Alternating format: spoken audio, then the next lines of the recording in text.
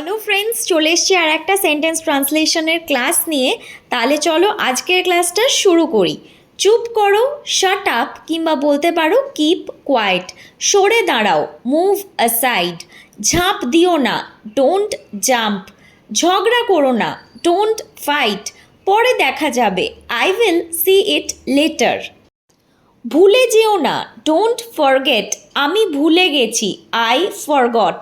খাবারটা খাও, ইট the food. খাবারটা চেখে দেখো, টেস্ট দ্য ফুড। আমার কথা শোনো, লিসেন টু মি।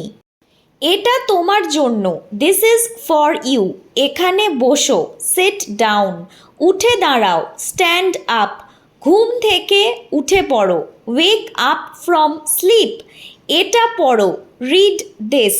আজকের ক্লাসটা কেমন লাগলো অবশ্যই কমেন্টে জানিও। তোমরা কি এরকম ক্লাসগুলো আরও দেখতে চাও সেটাও কমেন্টে জানিও। আর কেমন লাগছে ডেইলি স্পোকেন ইংলিশের ক্লাসটা, মানে এই 3টে প্রশ্নের উত্তর তোমরা যদি কমেন্টে জানাও আমার খুব ভালো লাগবে।